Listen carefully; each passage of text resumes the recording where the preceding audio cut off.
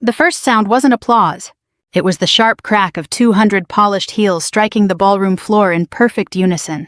Every conversation died in the same heartbeat. Crystal glasses stopped halfway to trembling hands. The string quartet lost its place. Even the bride turned away from the altar. I stood alone in my dress whites. My father laughed for exactly one more second. Then 200 Navy SEALs turned toward me as one. Attention! The command thundered across the room. A sea of white uniforms snapped into formation. Then every right hand rose in a flawless salute. No one moved. No one breathed. I watched my father's smile disappear as if someone had wiped it from his face. He looked at me the way a stranger looks at someone they've underestimated their entire life. But the salute wasn't what finally broke him. It was what the Admiral said next. People often imagine that heartbreak arrives with shouting slammed doors or cruel words that echo through empty rooms. Mine arrived much quieter than that. It sounded like laughter, not the warm kind that fills a home. The kind that tells you exactly where you stand. My name is Charlotte Reed, and for most of my life my father believed my military career was little more than an expensive costume funded by taxpayers. He never said he hated the military. That would have been easier to understand. Instead, he treated it like theater.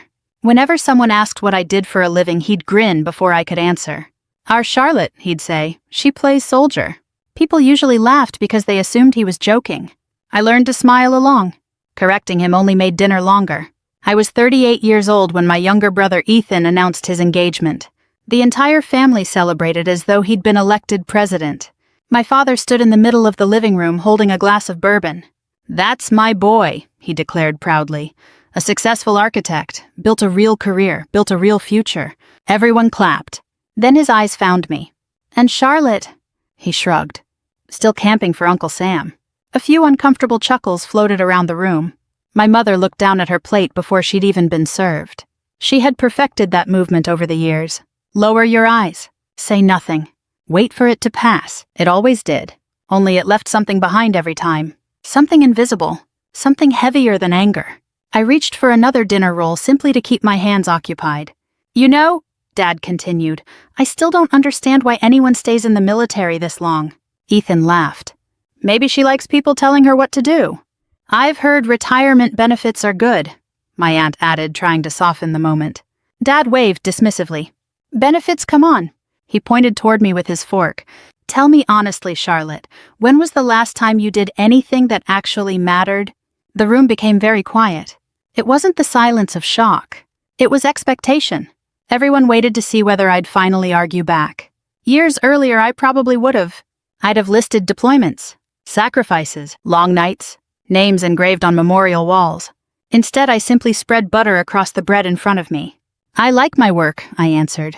Dad leaned back. "There it is." He smiled triumphantly. "That's always the answer." He raised both hands dramatically. "I like my work." He laughed again. "But liking something doesn't make it important." The conversation drifted elsewhere, at least for everyone else. For me, his words stayed at the table long after dessert arrived. The strange thing about repeated disappointment is that eventually it stops feeling personal. It becomes routine. Like rain. You stop asking why it's happening. You just carry an umbrella.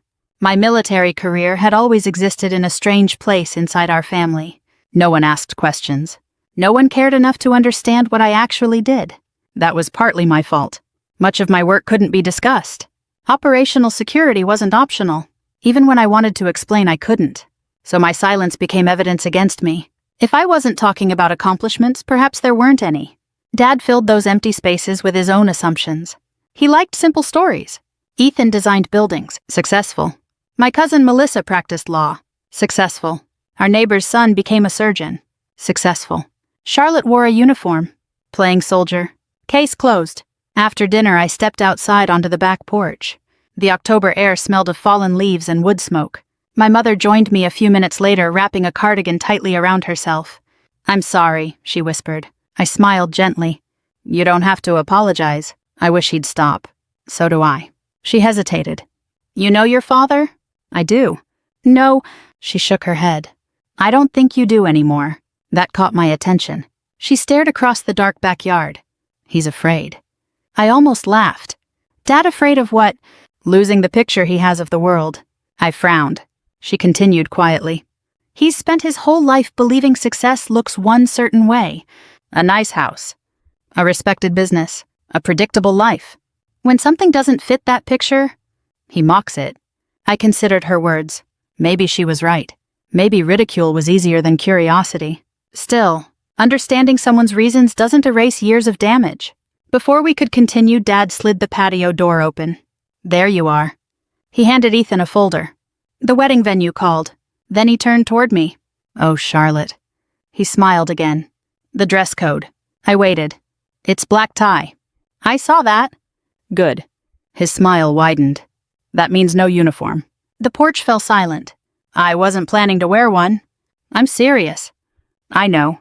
He stepped closer. I don't want people thinking our family needs military decorations to impress anyone. I met his eyes. I understand. No medals. No ribbons. No grand entrance. He chuckled. This is Ethan's day, not yours. He didn't say those last 3 words. He didn't need to. They hung between us anyway. I nodded once. You don't have to worry. He looked satisfied. Good. As he walked back inside, I heard him mutter just loudly enough for everyone to hear. Imagine showing up dressed for a parade. More laughter. Soft. Polite. Painfully familiar. I stayed outside another 10 minutes after everyone returned to the warmth of the house. Above me, the sky stretched endlessly across the cold autumn night. For a moment, I thought about every sunrise I'd watched from places my family would never know, every service member I'd buried, every promise I'd made, every mission that would remain classified long after I retired. None of it existed here. Inside that house, I was simply the daughter who had never become impressive enough. When I finally walked to my car, I caught my reflection in the driver's window. No uniform, no rank, no ribbons, just another woman driving home alone.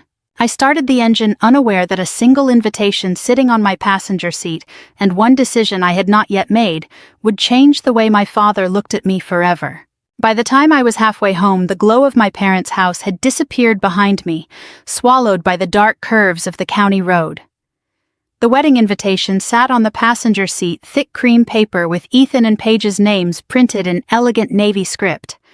Underneath the venue address, the words black tie looked almost harmless. I kept one hand on the wheel and the other resting near the gear shift, but my mind was years away. I was 18 the first time my father laughed at my future. We were sitting at the kitchen table, the same oak table where every major family announcement seemed to happen. Ethan had just made varsity soccer. My mother was cutting coupons. Dad was reading the local paper circling properties he thought would be good investments. I placed the enlistment papers in front of him. He didn't read them at first. He simply stared. Then he looked up and said, "This is a phase." I remember the sound of the refrigerator humming behind me. I remember the smell of coffee that had gone cold in his mug. I remember my mother whispering my name like she was warning me to step away from a fire. "It's not a phase," I said. "I leave in 6 weeks." Dad folded the paper slowly. "You're throwing away college for boot camp." "I'm not throwing anything away." "You're a smart girl, Charlotte. Don't make a stupid choice just because you want to prove you're tough." That was the first time I understood that my father could love me and still not respect me. At 18, I thought those 2 things had to come together. They didn't. Basic training cured me of needing easy approval. It replaced softness with discipline, doubt with motion. Wake up, move, listen, learn, fall down, get up faster. I was not the strongest. I was not the loudest. But I was steady, and steadiness mattered. Years passed in uniforms my family barely recognized. I missed birthdays. I missed Thanksgiving twice. I missed Ethan's college graduation because I was deployed and could not say where. Dad called me selfish for 3 months after that. "You could have asked for leave," he said. I couldn't. There's always a way if family matters enough. I didn't answer because the truth would have sounded like an excuse. The truth was that family did matter. So did the 19 people depending on my unit that week. So did the convoy route. So did the intelligence window that would close before sunrise. But my father liked explanations that fit inside his living room. My life did not. I served in places where the air tasted like dust and metal. I learned to sleep with one ear awake. I learned that fear had a smell, sweat, diesel-hot sand, and burnt wiring. I learned that brave men still trembled when they talked about their children, and that some of the toughest people I ever met cried silently when mail arrived from home. There were nights in Iraq when the sky flashed white and the ground shook beneath our boots. There were mornings in Afghanistan when the mountains looked peaceful enough to forgive the violence hiding in them. There were long gray weeks at sea when the horizon never changed, and every message from home felt like it came from another lifetime. Once after a mission I still can't fully describe, a young SEAL named Lawson sat beside me on the floor of an aircraft hangar with blood on his sleeve and dust in his eyelashes. "You saved my team," he said. "I was too tired to respond properly. I did my job." He shook his head. "No, ma'am, you made the call nobody else wanted to make." That was the strange shape my career took. Decisions made in rooms without windows. Names removed from reports. Credit handed upward or buried entirely. I worked alongside elite teams, coordinated operations, carried responsibility that never appeared in holiday conversations. At home, Dad told neighbors I handled paperwork. Maybe that was easier. Paperwork didn't bleed. Paperwork didn't wake you up at 3 in the morning. Paperwork didn't require your daughter to become someone you couldn't understand.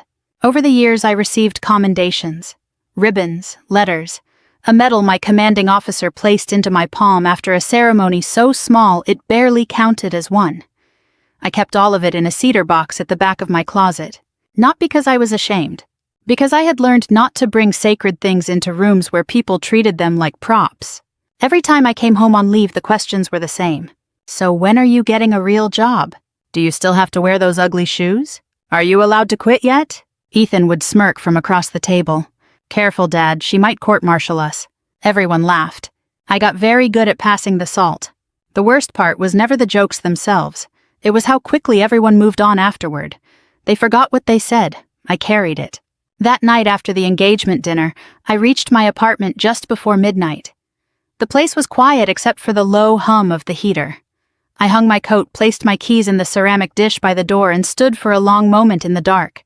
Then I opened the closet. My dress whites were stored in a garment bag behind my civilian clothes. I rarely wore them. They were too formal for most occasions, too bright, too exacting. Every crease had to be right, every ribbon aligned, every detail either honored the uniform or insulted it. I unzipped the bag. The white fabric caught the dim hallway light. For a moment I saw myself not as my father saw me, but as I had become. Commander Charlotte Reed, not camping, not pretending, not playing soldier. A woman who had given 20 years to a country that asked for more than most people ever saw. I reached for the wedding invitation and read the line again. "Black tie." My father's voice came back to me. "No uniform, no medals, no grand entrance. This is Ethan's day." I let the paper lower slowly. I had no desire to ruin my brother's wedding. Ethan and I were complicated, but Paige had always been kind to me, and I respected that. A wedding was not a battlefield. It was supposed to be a promise. But I also knew something else. For years I had protected my family from the full weight of my silence. I had allowed my father to fill the gaps with mockery, because pushing back would have required revealing things I wasn't allowed to reveal, or things I was too tired to defend. Maybe I could not tell him everything. But maybe just once I could stop helping him misunderstand me. My phone buzzed on the kitchen counter. A message from an old colleague appeared on the screen. "Captain Morales heard you're coming into town next month. Some of the guys asked about you. You free that weekend?" I stared at the message. Then I looked back at the uniform.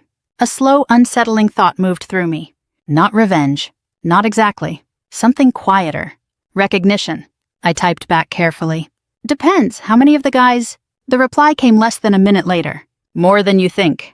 I stood in my kitchen with the invitation in one hand and my phone in the other, feeling the first shift in a story I had spent 20 years trying not to tell. Outside the city was still.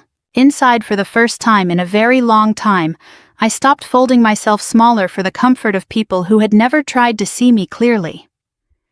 Captain Elena Morales had been in my life long enough to know when not to ask too many questions. We had served together in places where silence was not only practical, but necessary. She understood that some stories stayed locked away because reopening them served no one. She also understood something my family never had. Quiet did not mean empty. The next morning I called her from my office before the day began. The bass was still waking up the hallway outside my door, filled with the distant sounds of boots phones and low voices. I had a cup of coffee in front of me that had already gone cold. Morales answered on the second ring. Well, she said that was a suspicious text. I leaned back in my chair. "Good morning to you too." Charlotte Reed asking how many of the guys might be around. That's not casual. I have a wedding. There was a pause. Whose? My brother's. Another pause longer this time. The brother who used to call your deployment photos vacation pictures. That would be the one. Morales exhaled through her nose. I already dislike this event. I smiled despite myself. You haven't even heard the details. Go on. I told her about the engagement dinner, about my father's comments, about the dress code, about his warning that I was not to wear a uniform because he didn't want me turning Ethan's wedding into a parade. Morales stayed quiet until I finished. Then she said, "And what do you want?" It was the right question and I hated it. Because anger would have been easy to explain. Revenge would have been simple. I could have said I wanted to embarrass him. I could have said I wanted to watch his face collapse under the weight of his own arrogance. But that wasn't the truth. I want him to stop laughing, I said. Morales didn't respond. I looked toward the small framed photograph on my shelf. It was not of family. It was a picture taken years earlier on the deck of a ship at sunrise. 6 of us stood shoulder to shoulder, exhausted, sunburned, and smiling like people who had survived something they were not ready to name. I don't need him to understand everything, I continued. He can't. Maybe he never will. But I am tired of standing in rooms where people who know nothing about my life speak over it like they own the definition of success. Morales's voice softened. So wear the uniform. It's black tie. Dress whites are formal. My father specifically told me not to. And you are 38, a commander and not under his command. That made me laugh once quietly. Then Morales added, you know what will happen if the guys hear you're walking in wearing whites. I don't want a scene. Charlotte, I mean it. No, you don't want to create a scene. That's different. Sometimes the truth creates one by itself. I closed my eyes. There it was, the thing I had been afraid to admit. If I wore the uniform, I would not need to say a word. The people who knew what it meant would understand. The people who didn't would either learn or reveal themselves. Who asked about me? I said. Morales's tone changed, becoming almost too casual. Lawson, Briggs, McKenna, Ortiz, a few from Team 4, some from 6, a couple instructors from Coronado, Admiral Harlan, too. My eyes opened. Admiral Harlan. He heard you were going to be in Virginia Beach. I didn't tell him that. I may have mentioned it. Elena. What, he asked how you were. The office suddenly felt smaller. Admiral James Harlan was not a man who appeared casually anywhere. He had the kind of presence that made conversations straighten their posture. Years earlier, he had been the senior officer who signed off on a commendation I never expected and never discussed. What exactly did you mention? I asked. That you had a family wedding. That it might be uncomfortable. That you might finally wear the uniform in front of people who should have respected it 20 years ago. Morales. He said, and I quote, if Commander Reed walks into that room, she should not walk in alone. I stood slowly and walked to the window. Outside, the flag moved in the morning wind. For a few seconds, I said nothing. I could feel the old instinct rising, the instinct to minimize, deflect, apologize for taking up space. That's too much, I said. No, Morales replied. What your father has done for 20 years is too much. Respect is not too much. I watched 2 young sailors cross the parking lot below, laughing about something I couldn't hear. They looked impossibly young. For a moment I saw myself at 18 sitting at my father's kitchen table with enlistment papers and shaking hands. I had spent 20 years proving him wrong. The tragedy was that he had never been watching. I won't let anyone disrupt the ceremony, I said. Then we won't. No speeches during the vows, no grandstanding. Agreed. This is Ethan and Paige's wedding. I know. And I don't want Paige hurt. She won't be. I believed Morales. She could be bold, but she was never careless. What are you planning? I asked. Her answer came too smoothly. Nothing you need to worry about. That is exactly the kind of sentence that makes people worry. You just show up in your dress whites, Commander. Morales. Show up, stand tall, let people respond appropriately. Appropriately. That word stayed with me after we ended the call. For the next few weeks, I moved through my duties with the wedding, waiting quietly at the edge of everything. I reviewed schedules, signed reports, attended briefings, made decisions that carried real consequences. Then I would come home, open the closet, and stare at the garment bag. Every time my father's voice returned. No uniform, no medals, no grand entrance. And every time another voice answered. Why not? 3 days before the wedding, I had the uniform professionally pressed. The woman at the cleaners was in her 70s with silver hair pulled into a neat bun and careful hands. When she brought the garment out, she paused. This yours? She asked. Yes, ma'am. She looked at the ribbons, then at me. My husband wore whites, she said quietly. Navy. Long time ago. Her fingers brushed the sleeve with reverence. He would have said you look sharp. Something tightened in my throat. Thank you. She handed it over with both hands as though passing me something sacred. On the morning of the wedding, I woke before my alarm. The room was still dark.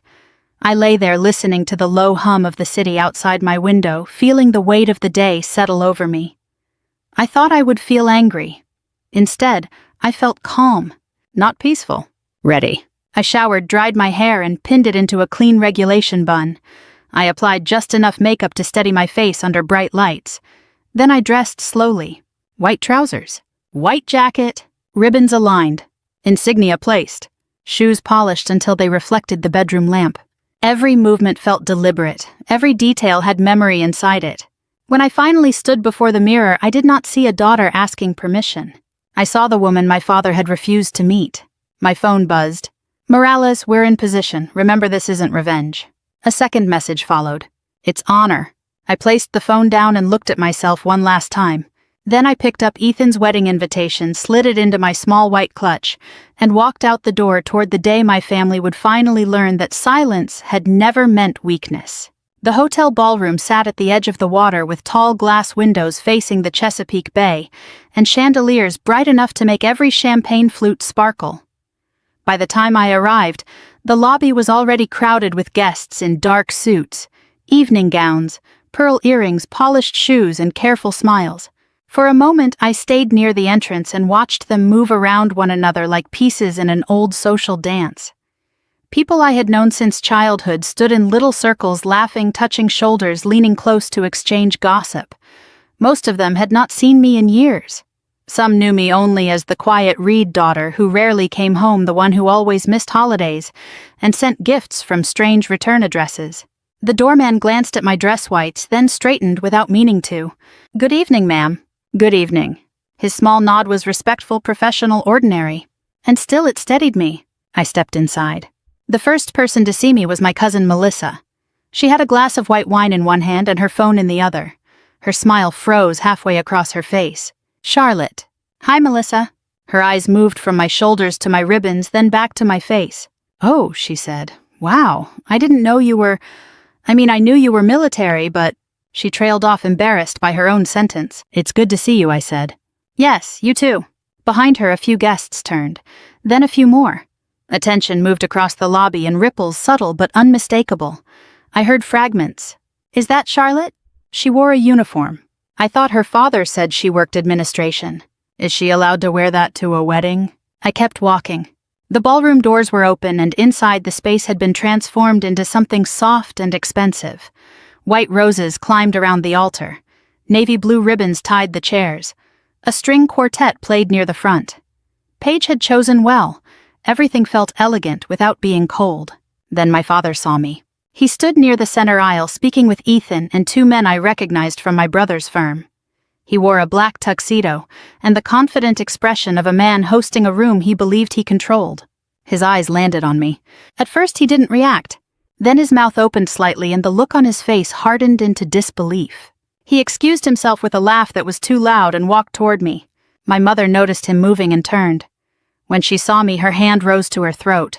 Not in shame. Not exactly. Something more complicated passed over her face, fear, pride, worry, all tangled together. Dad stopped 2 feet in front of me. "I thought we discussed this." His voice was low but sharp. "We did," I said. "And yet here you are." "Yes." He looked around as if checking who had witnessed my disobedience. "This is unbelievable." "Dad, I'm not here to make trouble." "No," he said, smiling tightly. "You're here to make a point." I held his gaze. "Maybe I am." His face reddened. "This is your brother's wedding." "I know." "Then why would you walk in dressed like that?" A woman nearby pretended not to listen while clearly listening. Ethan's colleagues shifted closer. My aunt stopped mid-conversation. I lowered my voice.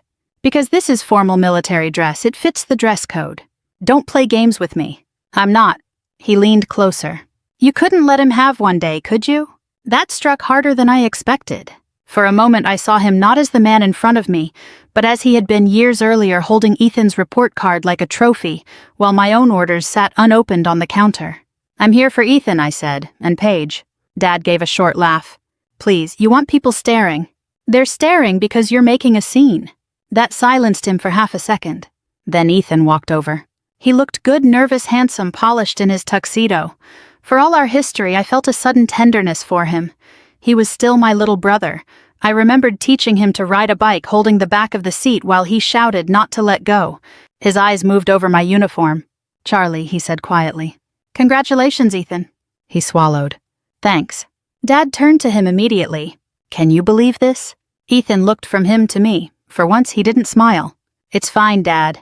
Dad blinked. What? It's fine, Ethan repeated, though his voice lacked strength. She looks formal. The smallest crack opened in my father's certainty. Before he could respond, Paige appeared at the side entrance in her gown, surrounded by bridesmaids. She looked radiant and slightly overwhelmed, like every bride trying to hold joy and nerves in the same body. When she saw me, she smiled. A real smile.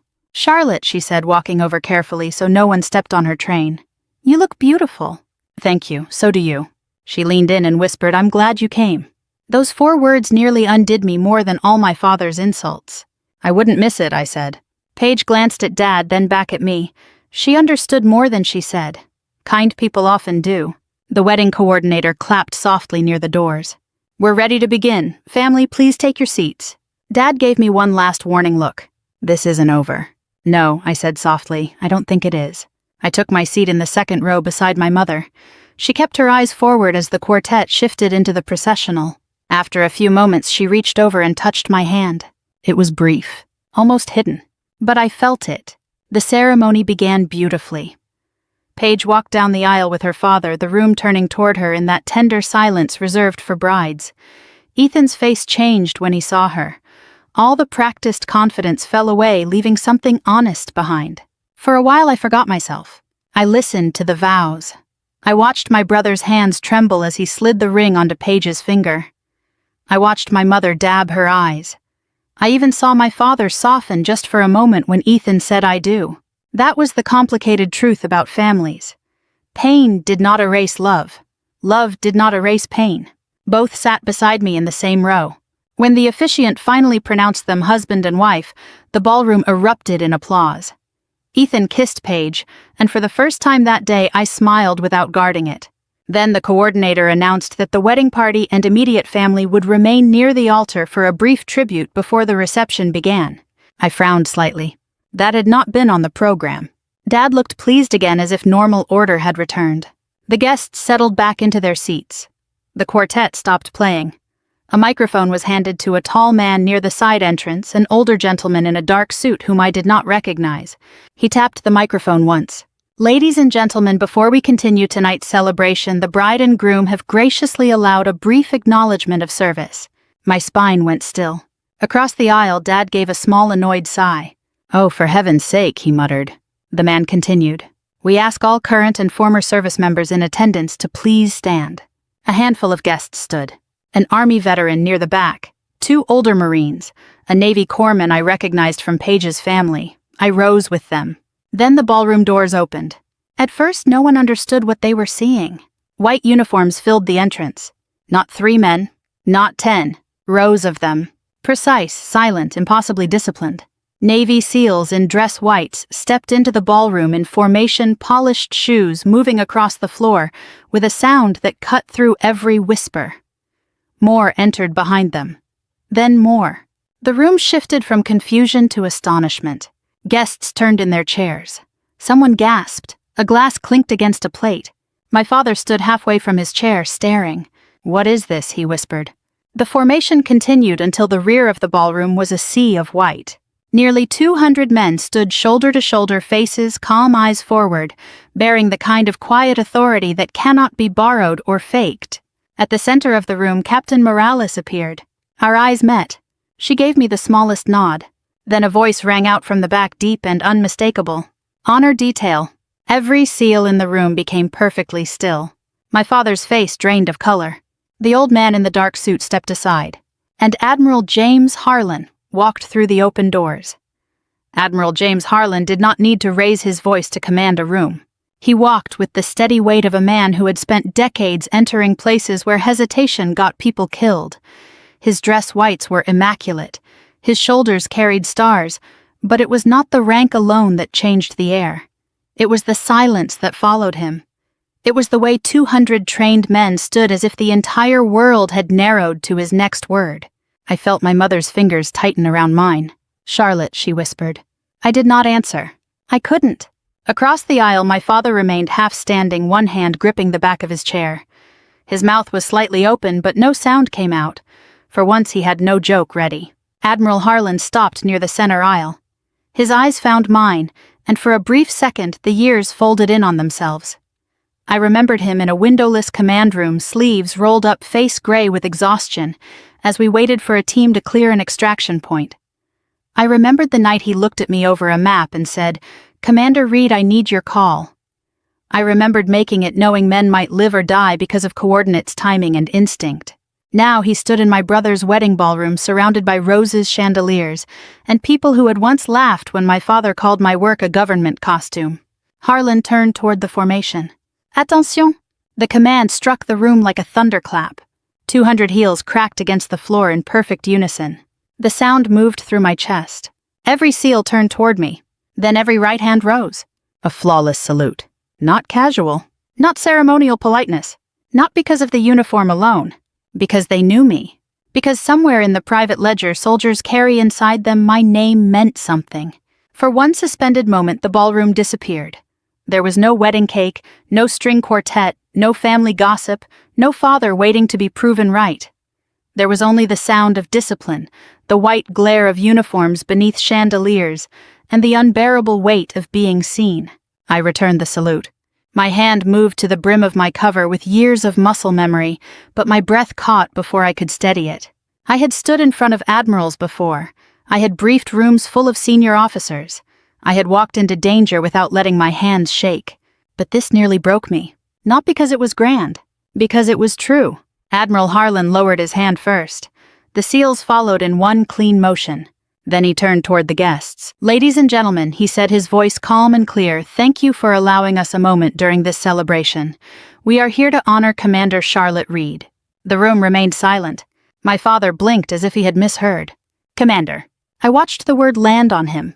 He had heard it before, perhaps in passing, perhaps dismissed it as another meaningless title from a world he did not respect. But now it stood in front of him with 200 witnesses. Harlan continued. "Many of you know Commander Reed as a daughter, a sister, a friend, or a guest at this wedding. We know her as something else." He paused and his eyes moved over the formation. "We know her as the officer who brought our men home." A low, almost invisible shift passed through the room. My brother looked at me. Paige covered her mouth with one hand. My mother's eyes filled so quickly she had to look down. Dad slowly lowered himself back into his chair. Admiral Harlan faced me again. Commander Reed served for years in operational roles that demanded judgment under pressure, discipline, under exhaustion, and courage without applause. Much of her work cannot be discussed in detail. Some of it never will be. But the men standing in this room are here because they understand exactly what her decisions cost and what they saved. I stared straight ahead. My body wanted to shrink from the attention. Old habits are stubborn. Even in honor, I had the instinct to make myself smaller to protect everyone else from discomfort. Then Captain Morales stepped forward from the side. She held a folded American flag in a presentation case. I had not known about that. "Elena," I whispered under my breath. She did not look sorry. Admiral Harlan accepted the case from her and held it carefully. This flag was flown over Naval Special Warfare Command in recognition of Commander Reed's service and her direct support of multiple missions involving special operations teams. A few guests shifted stunned into attention. Harlan's voice deepened. "There are men in this room who came home to their wives because she refused to accept bad information. Men who held their children again because she challenged an order that did not sit right. Men who are alive because at the worst possible moment she stayed calm enough for everyone else." My father's face had gone pale.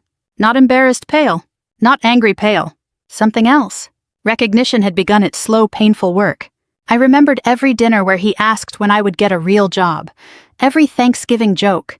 Every time he introduced me with a grin and waited for people to laugh. Those memories did not vanish. They stood beside me like silent witnesses. Admiral Harlan opened the case slightly enough for the room to see the folded flag. "Commander Reed never asked us to be here tonight. In fact, I suspect she would have preferred we keep this quiet." A soft ripple of knowing laughter moved through the seals. Despite myself, I looked down and smiled. Harlan's expression warmed. But there are moments when silence stops being humility and starts becoming permission for others to misunderstand sacrifice. He turned toward my father's side of the room. He did not look at Dad directly. He didn't need to. So tonight we correct the record. The words fell gently. That made them heavier. One by one, several seals stepped forward. The first was Lawson, older now, broader through the shoulders. A scar traced a pale line near his jaw. I had not seen him in years, but I knew him instantly. He stopped in front of me. "Ma'am," he said quietly. "Lawson." His eyes shone, though his face stayed composed. "My daughter graduates high school next month." I swallowed. I heard. "I get to be there because of you." There was nothing dramatic in how he said it. That was what made it devastating. He stepped back. Another man came forward. "Commander Reed got us out when the route collapsed," he told the room. "She saw the trap before any of us did." Another. "She argued with people who outranked her because the intel was wrong. She was right." Another. "She stayed on comms for 17 straight hours. We heard her voice the whole way home." Their words were careful. No classified details, no reckless heroics, just fragments. Enough to build a picture my family had never bothered to ask for. Ethan's face changed with each testimony. The boyish smirk I remembered from old dinners was gone. In its place was something raw and unsettled, the look of a man realizing that his childhood version of his sister had been edited by someone else's contempt. My father sat completely still. At last, Admiral Harlan stepped back beside me. "Commander Reed," he said, "on behalf of those who served with you, those who followed your calls, and those who came home, because you did your duty, thank you." Then he saluted me again. This time the entire room stood. Not just the service members. Guests rose slowly at first, then all at once chairs scraping softly against the floor. Paige stood in her wedding gown, tears running freely. Ethan stood beside her, his hands clasped in front of him like he didn't know what else to do. My mother stood with one hand over her heart. My father was the last one sitting. For 3 long seconds he remained frozen. Then slowly, as if his own body had become heavier than he could manage, he pushed himself to his feet. He did not clap. He did not speak. He just looked at me. And for the first time in my life, my father looked ashamed. Not angry that I had disobeyed him. Not annoyed that attention had shifted. Ashamed. The applause began gently, then grew until it filled the ballroom from wall to wall. It washed over the roses, the chandeliers, the polished floor, the 200 white uniforms, and the cream-colored invitation still tucked inside my clutch. I did not feel victorious. That surprised me. I had imagined, maybe shamefully, that if this moment ever came, I would feel the sharp satisfaction of being proven right. Instead, I felt tired, proud, grateful, and sad for all the years my father had spent laughing at a daughter he never tried to know. Admiral Harlan placed the flag case in my hands. The wood was smooth and warm from his grip. "Stand tall, Commander," he murmured. I looked at the men before me, then at my family, then at my father, and I did. The applause did not end all at once. It faded in layers like rain slowing against a window. First the guests lowered their hands, then the older veterans, then the men in uniform. The last sound was a chair leg shifting against the polished floor, small and ordinary after something so enormous. Admiral Harlan gave me one final nod before stepping aside. Captain Morales rested a hand briefly on my shoulder, not long enough for anyone else to notice, but long enough for me to understand. "You're not alone." That was what it said. For years I had carried my career like a locked box. Heavy, private, and necessary. That night, for the first time, other people helped me carry it in front of my family. The reception began a few minutes later, though nobody moved with the same careless ease as before. The wedding coordinator tried to restore the schedule. Servers appeared with trays of champagne. The quartet started playing again. Someone announced cocktail hour in the adjoining room. But the room had changed. Or maybe I had. Guests who had earlier whispered about whether I was allowed to wear my uniform now stepped toward me carefully, almost formally. An older man from Paige's side shook my hand and told me he had served in Vietnam. A woman I barely remembered from church said I had no idea, Charlotte, with tears in her eyes, as though my life had been a secret kept from her personally. I accepted each word politely. "Thank you. That means a lot. I appreciate it." Those were safe answers, familiar answers. The The kind you use when gratitude is real but too much attention feels like standing under a spotlight with nowhere to put your hands. Then the seals began coming through. Not all at once. They were too disciplined for that. They moved in small groups, quiet and respectful, careful not to overwhelm the wedding. Some only nodded. Some shook my hand. Some leaned in and said a sentence that nobody else could fully understand. "Still hear your voice on comms sometimes, ma'am. Best call I ever followed. My wife wanted me to thank you. My boy's named James, you know why." Each sentence landed softly, then stayed. I saw my mother watching from near the dessert table.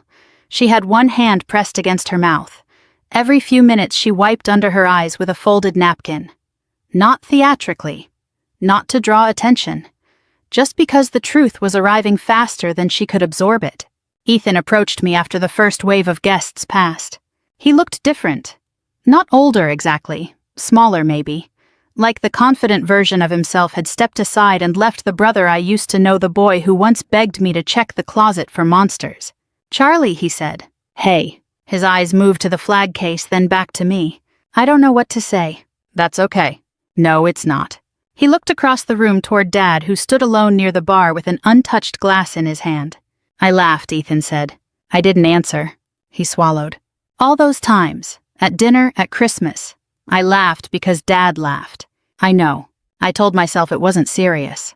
That's what everyone told themselves." His jaw tightened. "I'm sorry." The apology was quiet, no performance, no demand for forgiveness attached to it. That made it easier to receive. "Thank you," I said. He nodded, but his eyes were wet. "Paige knew, didn't she?" I smiled faintly. "Paige suspected you all knew less than you claimed." He looked toward his new wife. She was speaking with Morales, listening intently, her wedding gown gathered lightly in one hand so it wouldn't drag against the floor. "She told me once that I talked about you like Dad talked about you," Ethan said. I got defensive. "That sounds like you." He gave a weak laugh. "Yeah." For a moment, neither of us spoke. The years between us felt crowded. There were too many missed calls, too many jokes, too many holidays where I had sat at the table like a guest in my own family. Then Ethan said I should have asked you. What your life was actually like. The simplicity of it hurt more than I expected. "Yes," I said, "you should have." He lowered his eyes. "I want to now." I looked at him for a long moment. "There are things I can't tell you." "I know. And there are things I don't want to tell at a wedding." "I know that too. But sometime," I said, "we can start." His shoulders loosened just slightly. "I'd like that." Across the room my father still had not moved. People gave him space. Whether out of respect or discomfort, I could not tell. He stood under the soft light of the bar tuxedo, perfect face, unreadable glass forgotten in his hand. For most of my life he had dominated every room he entered. That night, he looked like a man who had walked into the wrong story and found himself cast as the villain. I did not enjoy seeing him that way. That surprised me too. There had been years when I imagined confronting him, not in detail but in feeling.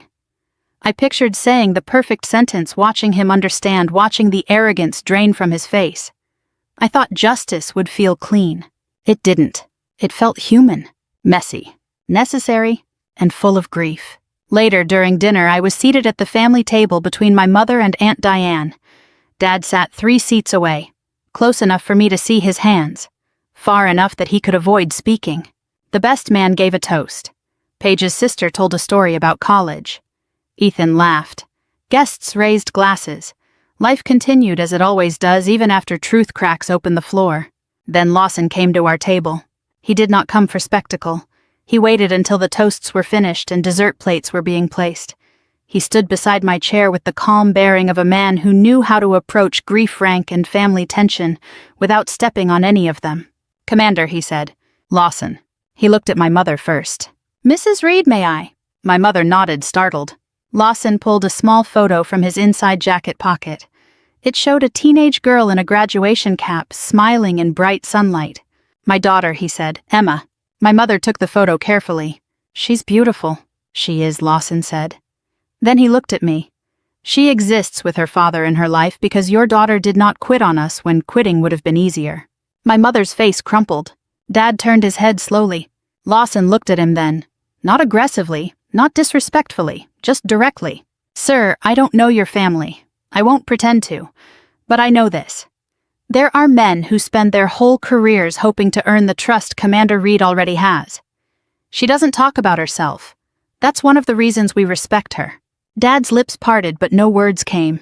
Lawson gave a small nod and returned to his table. My mother held the photograph for a few seconds longer before handing it back to me. Her fingers trembled. I didn't know she whispered. "I know." "No," she said, turning toward me fully. "I should have known enough to ask." That sentence nearly broke something open inside me. My mother had apologized before, but usually for Dad. "I'm sorry he said that. I'm sorry dinner was awkward. I'm sorry you were hurt." This was different. This was her looking at her own silence. I covered her hand with mine. "We all survived the best way we knew how." She shook her head. "That doesn't make it right." "No," I said, "it doesn't." For the rest of the meal, Dad barely spoke. Once I caught him looking at my ribbons as if trying to read a language he had mocked before learning the alphabet.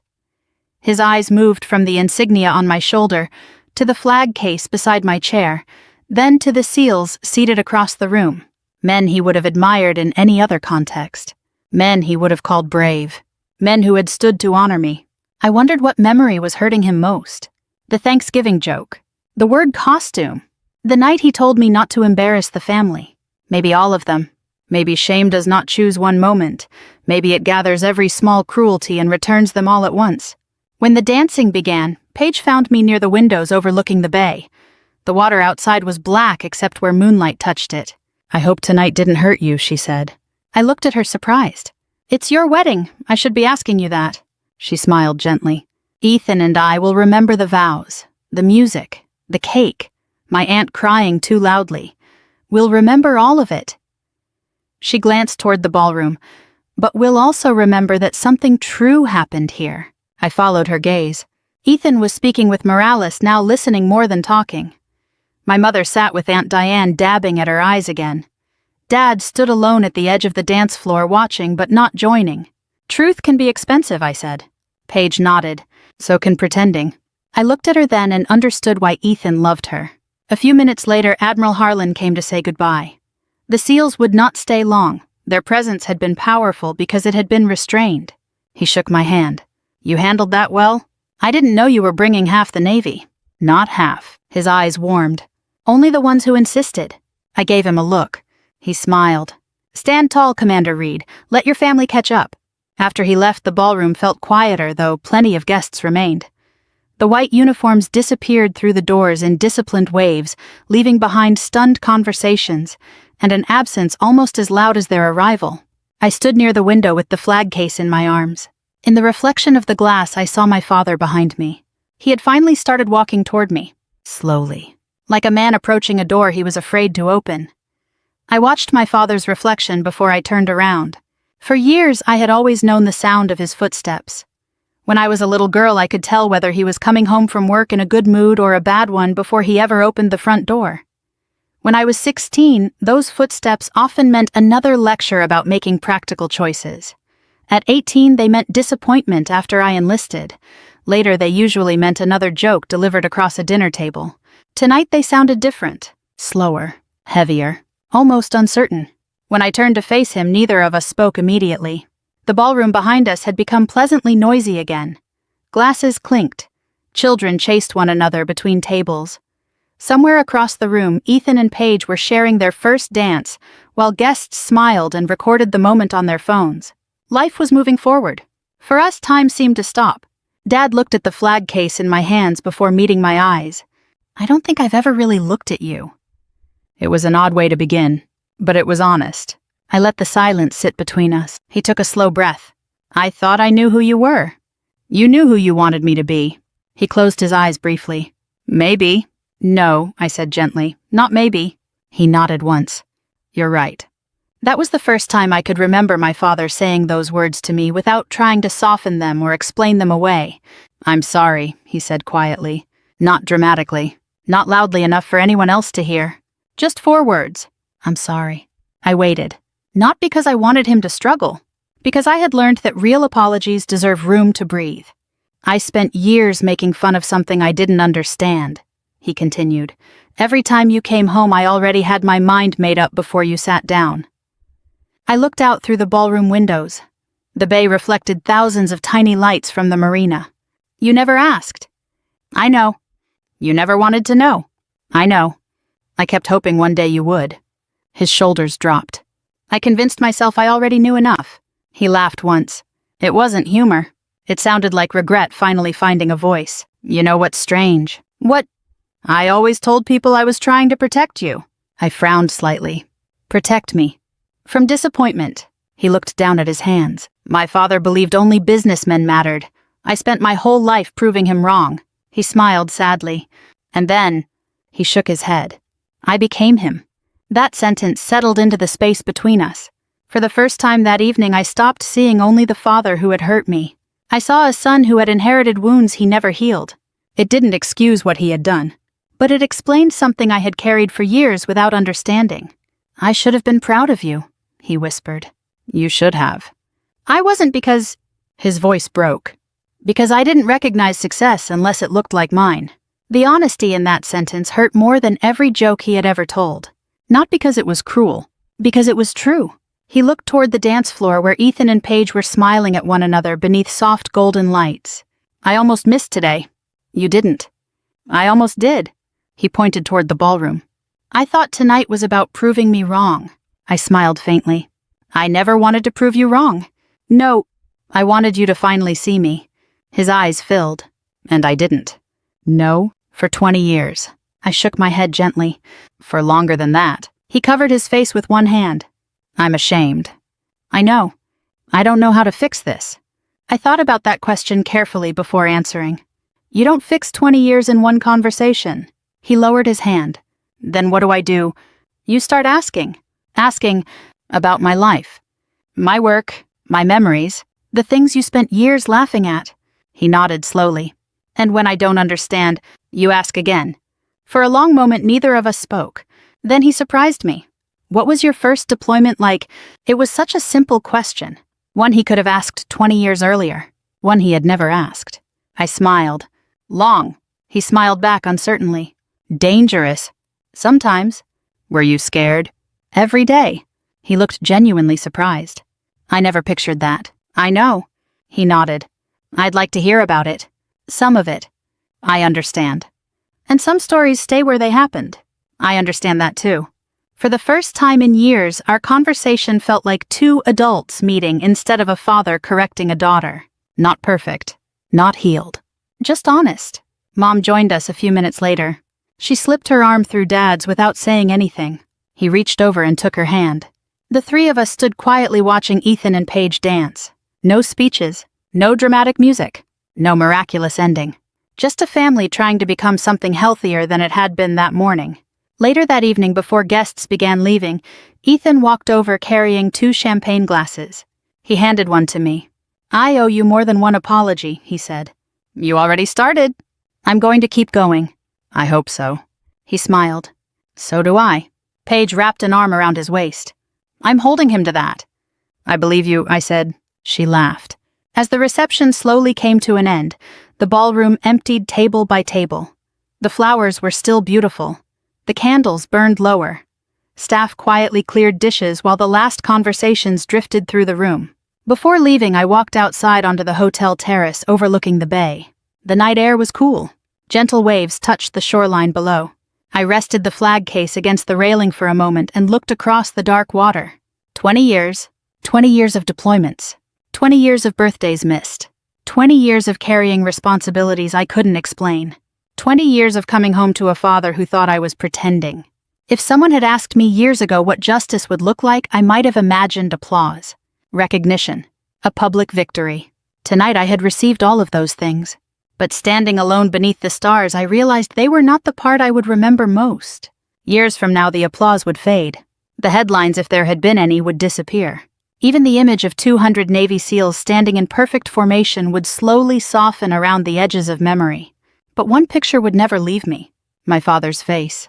Not when they saluted. Not when Admiral Harlan spoke. Not when the ballroom stood to applaud. The moment I would remember forever was much quieter than that. It was the instant he asked, "What was your first deployment like?" Because after 20 years, he had finally stopped talking long enough to listen. And somehow that mattered more than anything else that happened that night. If this story reminded you that respect should never have to wait for recognition, I'd love to hear your thoughts. Have you ever had to prove yourself to someone who had already made up their mind about you? Share your story in the comments and let us know where you're watching from. Your experiences may encourage someone else who needs to hear they're not alone. And if stories about family resilience and second chances speak to you, please subscribe and join us. We have many more stories to share, and I'd be honored to have you with us on the next journey.